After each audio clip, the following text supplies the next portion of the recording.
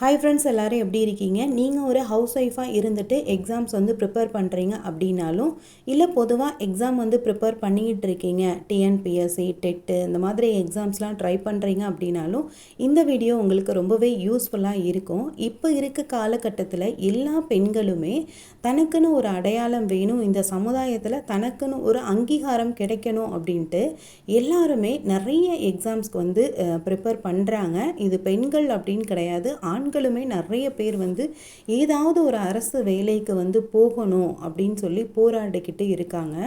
இதில் house wife அப்படின்னு பார்த்தீங்கன்னா, நிறைய ஹவுஸ் ஒய்ஃப் ப்ரைவேட்டாக ஜாபுக்கு போயிட்டு வீட்டில் இருக்க வேலைகளையும் பார்த்துட்டு அதுக்கப்புறம் எக்ஸாம்ஸ் படிக்கிறவங்களும் இருக்காங்க.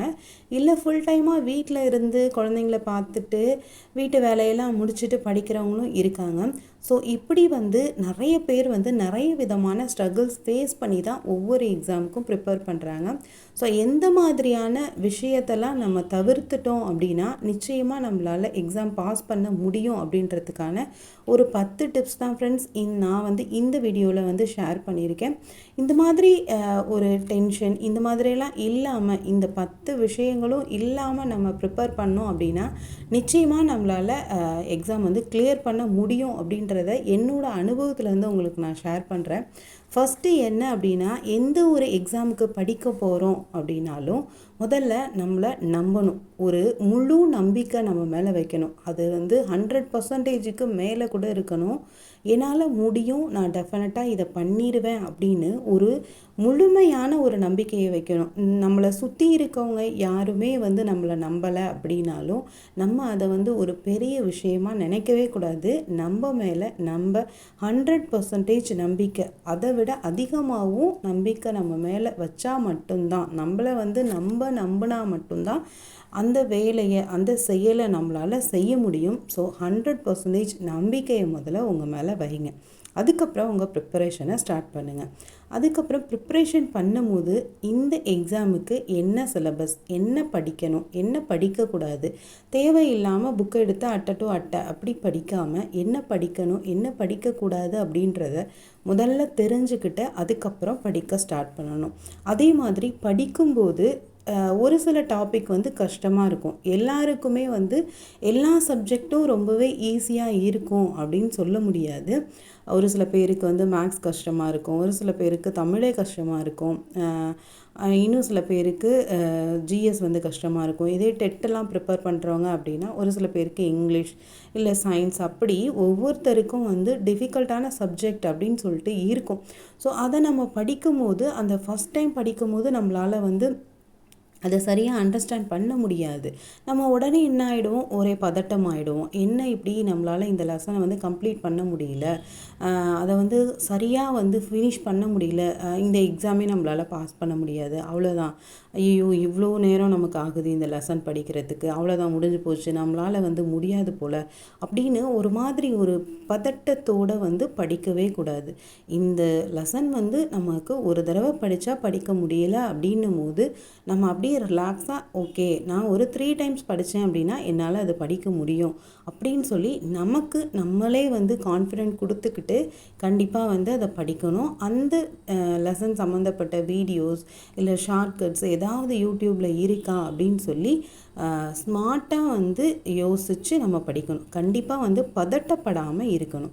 அதுக்கப்புறம் பார்த்திங்கன்னா பாசிட்டிவாக இருக்கணும் எப்போவுமே. அதாவது எப்படின்னா, நம்ம நிறைய டெஸ்ட் இந்த மாதிரி அட்டன் பண்ணி பார்ப்போம் இல்லையா, அந்த மாதிரி அட்டன் பண்ணும்போது அதில் ஒரு வேளை மார்க்கு கம்மியாயிட்டாலோ உடனே நம்ம டிமோட்டிவேட் ஆகிக்கிறது. இந்த எக்ஸாம் நம்மளால் பாஸ் பண்ண முடியாது, இந்த டெஸ்ட் ஒழுங்காக அட்டன் பண்ண முடியல அப்படின்ட்டு. ஓகே, இந்த டெஸ்ட் நமக்கு ஒரு எக்ஸ்பீரியன்ஸ், நெக்ஸ்ட்டு நம்ம நல்லா இன்னும் படித்து மார்க்கை இன்க்ரீஸ் பண்ணுவோம் அப்படின்னு சொல்லிட்டு பாசிட்டிவாக நெக்ஸ்ட் ஸ்டெப்பை மூவ் பண்ணணும். அதுக்கப்புறம் தொடர்ந்து படிக்கணும்.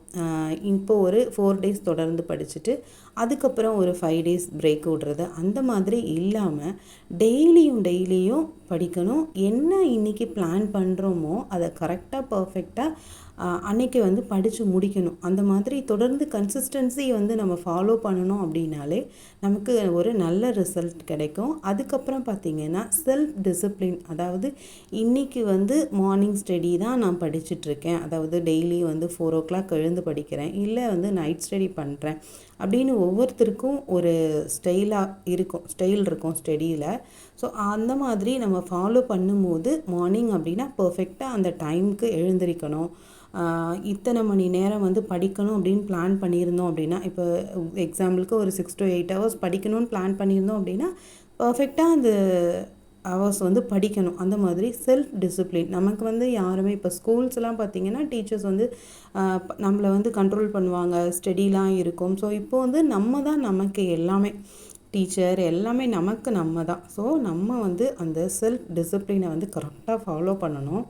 அதுக்கப்புறம் பார்த்திங்கன்னா எல்லாம் படித்து முடிச்சிடுவோம், பர்ஃபெக்டாக அந்த டே வந்து கம்ப்ளீட் பண்ணிடுவோம். ஆனால் பார்த்திங்கன்னா நைட்டு தூங்கும்போது தூக்கம் வராது.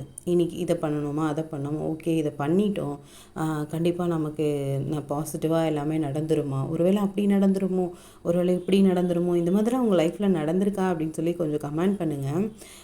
நைட்டு படுக்கும் போது பார்த்திங்கன்னா மைண்டில் அவ்வளோ விஷயம் ஓடிக்கிட்டே இருக்கும். ஒரு காமாக வந்து தூங்கவே முடியாது.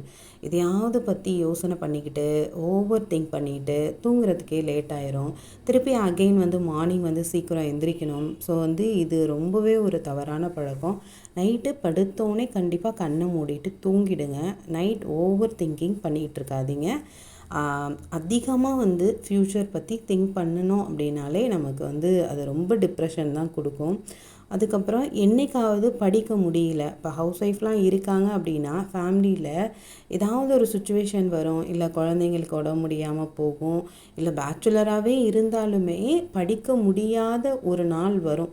அந்த நாளை நினச்சி நம்ம வந்து அதிகமாக கவலைப்பட்டு அதனால் ரொம்ப டிப்ரெஷன் ஆகிடக்கூடாது. ஐயோ இன்றைக்கி படிக்க வேண்டிய ஷெடியூல் எதுவுமே படிக்கலையே, என்ன பண்ணுறது, இவ்வளோ நாள் வேஸ்ட்டாக போச்சு, 2 days வேஸ்ட்டாக போச்சு, நம்ம திருப்பி இதை எப்படி படிக்கணும் அப்படின்னு சொல்லி அதை நினச்சி டிப்ரெஷன் ஆகி அடுத்த ஒரு 4 to 5 days சுத்தமாக படிக்க மாட்டாங்க. ஸோ அந்த மாதிரி இருக்காமல் ஓகே இன்றைக்கி நாள் வந்து நம்ம படிக்கிறதுக்குன்னு இல்லை போல், நம்ம வந்து ஒரு வேலிடான காரணம் சும்மா வந்து ஒரு மொபைல் பார்த்துக்கிட்டோ இல்லை வந்து தேவையில்லாத என்டர்டைன்மெண்ட் பண்ணி அந்த நாளை ஸ்பாயில் பண்ணணும் அப்படின்னா அது தப்பு இல்லை. இது ஒரு வேலிடான ரீசன், இந்த சுச்சுவேஷன் வந்து என்னால் வந்து தவிர்க்கவே முடியல அப்படிங்கிற பட்சத்தில் தான் நம்ம அந்த நாள் வந்து வேஸ்ட்டாக போயிடுச்சு அப்படின்னு நினைக்கிறோம். ஸோ வந்து இதை எப்படி வந்து சரி பண்ணலாம், அடுத்த ஒரு 2 daysல வந்து இருக்கக்கூடிய ஷெட்யூலோட இந்த லெசன்ஸை எப்படி ஆட் பண்ணி படிக்கலாம் அப்படின்னு சொல்லி ஸ்மார்ட்டாக யோசித்து நம்ம செஞ்சோம் அப்படின்னா நம்மளால் அதை வந்து கவர் பண்ண முடியும். ஸோ என்றைக்காவது ஒரு 2 days வந்து படிக்கலை அப்படின்னா அதை பற்றி யோசித்து வந்து டிப்ரெஷன் ஆகாதீங்க.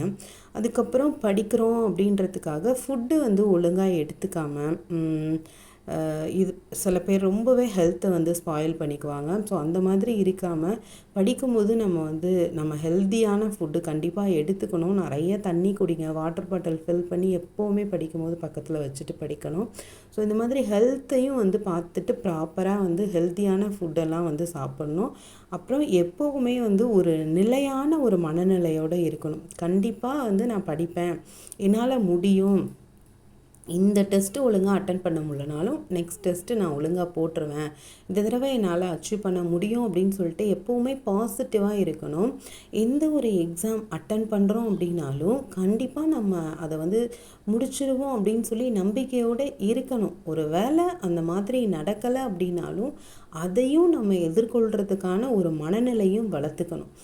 ஒரு வேளை நம்மளோட ப்ரிப்பரேஷனை விட இன்னும் அதிகமான எஃபர்ட் வந்து மற்றவங்க போட்டிருக்காங்க போல இருக்குது, நம்ம என்ன தப்பு பண்ணணும் அப்படின்னு சொல்லிட்டு அதை ரியலைஸ் பண்ணிவிட்டு அதுக்கப்புறம் நம்ம படிக்க ஸ்டார்ட் பண்ணணும்.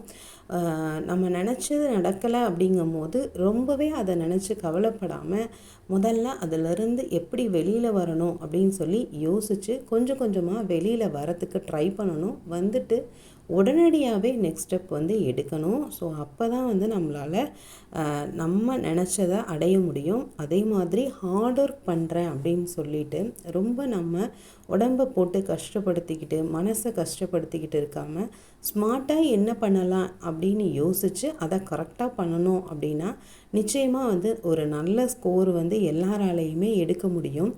வேலை அப்படிங்கிறது எல்லாரோடைய ஒரு அடையாளம், இந்த சமுதாயத்தில் நமக்கான அங்கீகாரம். அதுவும் இல்லாமல் நம்ம குடும்பத்தோட எதிர்காலம், நம்ம குழந்தைங்களோட எதிர்காலம், நம்ம குடும்பத்தோட எதிர்காலம், இது எல்லாத்தையுமே வந்து நம்ம ஒளிமயமாக ஆக்கணும் அப்படின்றதுக்காக தான் ஒவ்வொரு நாளும் நம்மளுடைய இந்த போராட்டம். ஆனால் நிச்சயமாக முழு நம்பிக்கையோடு நம்ம நம்பி போராடும்போது நிச்சயம் வெற்றி அப்படிங்கிறது என்றைக்காவது ஒரு நாள் நமக்கு கிடைக்கும்.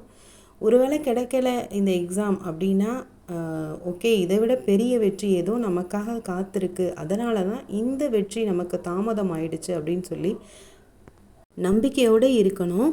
ஸோ இந்த விஷயந்தான் ஃப்ரெண்ட்ஸ் இந்த வீடியோவில் நான் ஷேர் பண்ணணும் அப்படின்னு நினச்சேன். இது வந்து நான் எக்ஸாமுக்கு படிக்கும்போது என்னுடைய மனநிலை இப்படிலாம் இருந்துச்சு.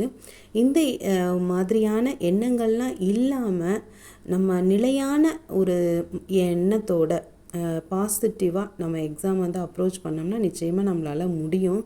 நைட் ஸ்டடி வந்து அதிகமாக பண்ணாதீங்க, மார்னிங் ஸ்டடியே பண்ணுங்கள். ஒரு சிஸ்டர் கூட கமெண்ட் பண்ணியிருந்தாங்க, நைட் வந்து அதிகமாக நம்ம படிக்கிறதுனால தான் சிஸ்டர் வந்து எக்ஸாம் டைமில் நமக்கு மைண்டு ஒழுங்காக வந்து ஒர்க் பண்ணலையோ என்னன்னு தெரியல அப்படின்ட்டு.